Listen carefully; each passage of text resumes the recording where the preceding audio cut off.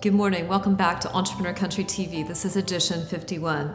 This morning we're going to share with you an interview that we had at the Four Seasons Hampshire at our Follow the Entrepreneur Investor Summit with Jonathan Siboni, a French entrepreneur who's built Luxury Insight after building luxury businesses in Asia Pac.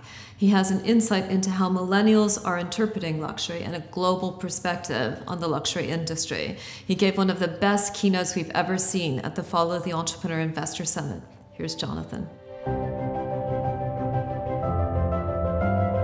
I run a startup in Paris that is in data services for luxury brands. So we have a team that is developing software for luxury companies in order to help them in their decision making. Luxury business to me is about products that have three important let's say features. Okay, you have rational elements, the price, rarity, what kind of material is used. Emotional elements linked to the brand, the dreams that are behind it, and relational elements, status, power, what it brings when you have this kind of product. So as soon as you have the three elements together, we can begin to think about luxury. Now the thing is, over the past 20 years, brands, to my opinion, have diluted a little bit in the process of growing and outgrowing from a sector to an industry. And if you look at the biggest brands today, they have gone through three steps that are fundamental to this business. First is democratization. They went into selling not only to rich people in rich countries, but also upper middle class. Second is internationalization. They went to China, Brazil, wherever they could be. And the third one is diversification. They went into all the products they could be. So 20, 30 years back, it was family-owned business, doing whatever they were good at. And nowadays, all the brands do almost any product you can think of, selling them to wherever the world, to almost anyone. It's getting harder and harder to find this balance of achieving to provide dream when you're talking to everybody. And I think that's the problem that luxury business is facing today.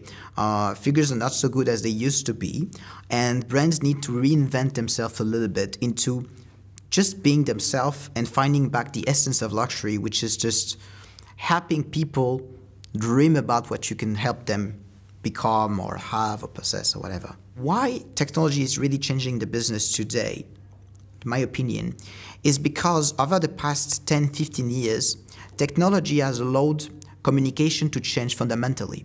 Luxury brands used to live in the sky.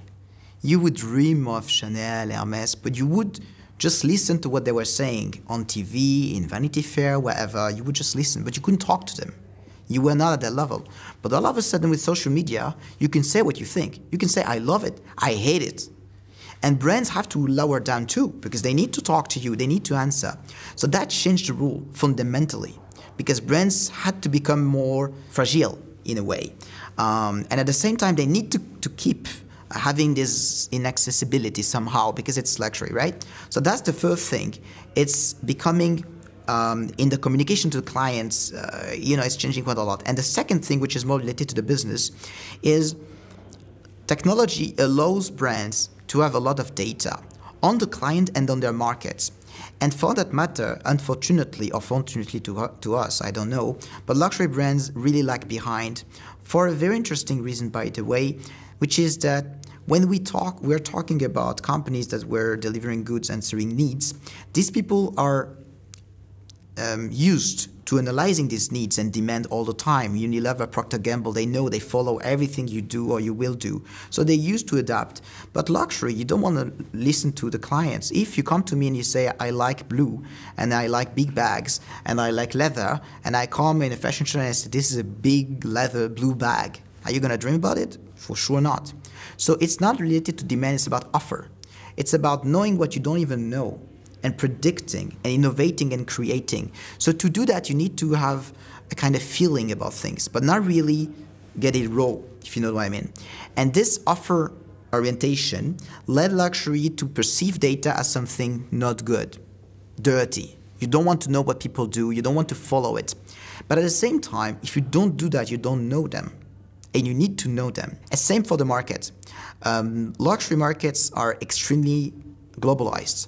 76% of what Chinese consumers buy in luxury, they don't buy it at home.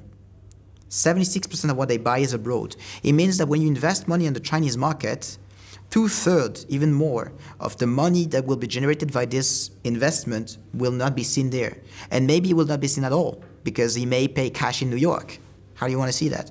So if you don't raise up your technological interaction with all of these elements and all of these changes, currency fluctuations, the impact of the Brexit, all of these elements will have a tremendous effect on the luxury business, because the people can travel like this. And they are like you and me. The day the euro gets very strong, we decide to go on vacation in America because it's cheaper, and we just buy. And, you know, the challenge for them is even bigger. So all of a sudden it can go from one place to another, and it changes the industry quite fundamentally, especially on the supply chain, because you can't predict what the currency will be like. So should you sell your stock to Australia, Korea, Japan, and then when you don't have stock, you lose business. When you have other stock, you lose millions, because it's fashion. At the end of the year, it's worth nothing, and you paid the customs already. So if you don't take into account all of this data intelligence, which is what we provide them, you end up having a lot of trouble that you don't say because you're luxury.